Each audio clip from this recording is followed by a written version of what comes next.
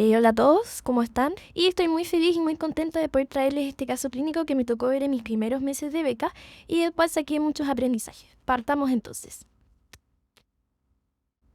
Él es SJ, tiene 32 años, no tiene antecedentes mórbidos, no tiene alergias, nunca ha sido operado de nada, no fuma, no toma, es venezolano y lleva 3 años en Chile, no tiene viajes recientes y vive en la comuna de Quinta Normal, trabaja como camionero. SJ entonces presenta un cuadro de 7 días de evolución caracterizado por compromiso del estado general, debilidad y mialgias, a lo cual se asoció sensación febril no cuantificada, diarrea y diaforesis nocturna. Entonces su familia decide llamar al SAMU, principalmente por empeoramiento de los síntomas, y llega a nuestro hospital y estos son los signos vitales con los cuales él llega. Como pueden ver, taquicárdico, hipotenso, febril. En el servicio de urgencias se evidenció que este paciente tenía un rash dorsal generalizado y un tiene capilar enlentecido. En el laboratorio se evidenció una leucocitosis en 27.000, sin falla renal, parámetros inflamatorios muy elevados y una alteración en el perfil hepático. En urgencias, este paciente recibe volemización con cristaloide, recordemos que está hipotenso, sin mayor respuesta, por lo que se iniciaron drogas vasoactivas. Después, antibióticos de amplio espectro, pero evoluciona con deterioro ventilatorio y por eso es que se traslada a la UCI. En la UCI se solicitan estudios un poco más específicos y recordemos que tiene una leucocitosis súper importante, así que se solicita un hemograma completo y como pueden ver, seguía con esta leucocitosis en 28.000, pero si van a la esquina inferior izquierda, pueden ver que en el diferencial tenía una eosinofilia de 36%, que le daba un absoluto de 10.300 eosinófilos. En el resto del estudio, seguía con esta alteración en el perfil hepático con una LDH bastante elevada, una CK total en 1300 y el estudio microbiológico general negativo. Entonces, como pudimos ver, este paciente tenía eosinofilia. La eosinofilia da para una clase larguísima aparte, pero vamos a aclarar algunos puntos que son importantes. En primer lugar, la eosinofilia se define como el recuento de eosinófilos mayor a 500 y vamos a denominar la hipereosinofilia como un recuento absoluto de sangre periférica mayor a 1500.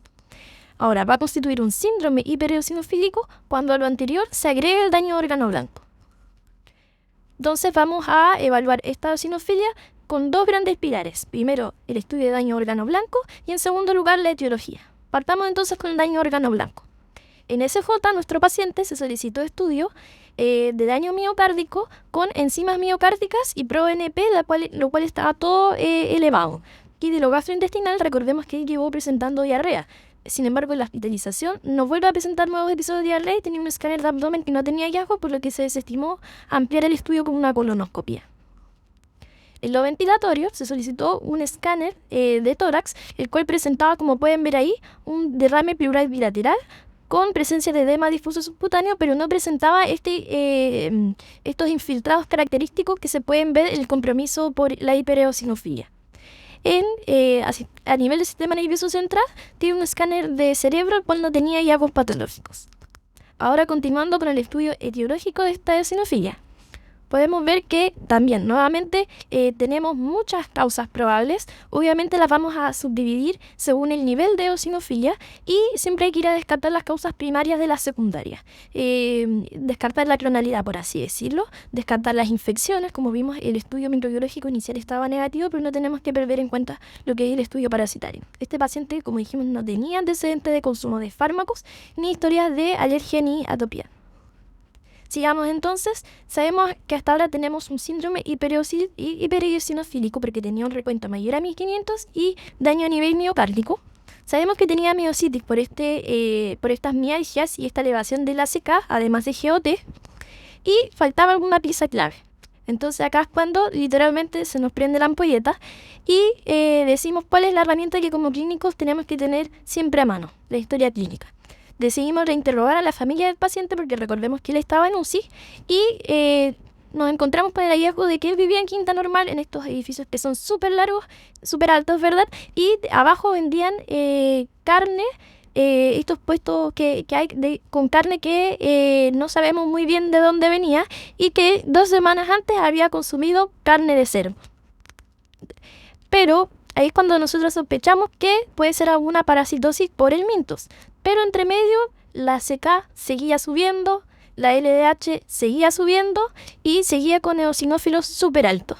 Ahí es cuando se decide tratar empíricamente si inició manejo con corticoides por el daño de órgano blanco y con antiparasitarios por la sospecha alta de una parasitosis por el Nintus. Días después es cuando recibimos el estudio parasitológico que se envió al ISP, el cual estaba positivo tanto por ELISA como por Western blot para triquinosis. Hablando breves palabras sobre la triquinosis, es una enfermedad parasitaria causada por la Trichinella spiralis, que es un helminto. Tiene una clínica bien característica que se caracteriza por fiebre, mialgias y puede tener complicaciones súper importantes, que sean miocarditis, encefalitis e incluso la muerte. El diagnóstico va a ser clínico, el antecedente de la ingesta de carne que sea sospechosa y la confirmación va a ser con biopsia que evidencia las larvas enquistadas. La transmisión, hablando de la transmisión, el reservorio principal va a ser el cerdo, la rata y, como nos mencionaba el Dr. Wilson en su clase de la mañana, había un incremento en el reporte de los casos por consumo de jabalí en los últimos años. Ingresa al ser humano por la ingestión de carne mal cocinada y una vez que llega al organismo va a tener 3 fases principales. Primero se van a liberar estas larvas por los ácidos gástricos, y luego van a pasar al tracto gastrointestinal. En el intestino delgado se van a reproducir las larvas y ese producto va a pasar al sistema, a la sangre finalmente. Una vez en la sangre va a producir una gran liberación de citoquinas, aumento de la inflamación a nivel orgánica y ahí es cuando vamos a ver todas las manifestaciones que son las que habíamos conversado recién. Una vez que pasa al sistema, a la sangre finalmente y llega al músculo estriado es donde se va a alojar y se va a enquistar el parásito. Volvamos al caso de SJ. Habíamos quedado en que habíamos partido corticoides y antiparasitarios y así fue como él evolucionó, por una disminución de eosinófilos, DCK y LDH. Así logramos que el paciente se extubara y todo esto fue supervisado y guiado por la parasitóloga Edurne Urarte, así que le agradecemos mucho a ella porque finalmente fue la que nos llevó a hacer la sospecha y también a que el equipo se atreviera a iniciar los antiparasitarios bajo la sospecha clínica. El paciente logra una rehabilitación y luego de un par de meses logra la alta clínica. En síntesis, tenemos acá un síndrome hipereosinofílico con el daño miocárdico, una miositis y un shock mixto con un componente tanto séptico como distributivo por esta gran liberación de citoquinas a nivel orgánico. La serología fue clave para que llegáramos a un diagnóstico clínico de laboratorio de triquinelosis y recordemos que si bien el diagnóstico confirmatorio es por la toma de biopsia, finalmente el que el paciente haya mejorado y se haya resuelto todos sus conflictos nos llevará a pensar que claro, este era el diagnóstico.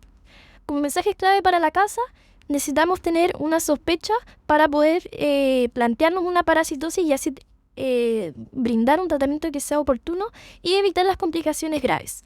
La eosinofilia debe tener una aproximación que sea estructurada y que permita identificar y buscar activamente el daño de órgano blanco secundario.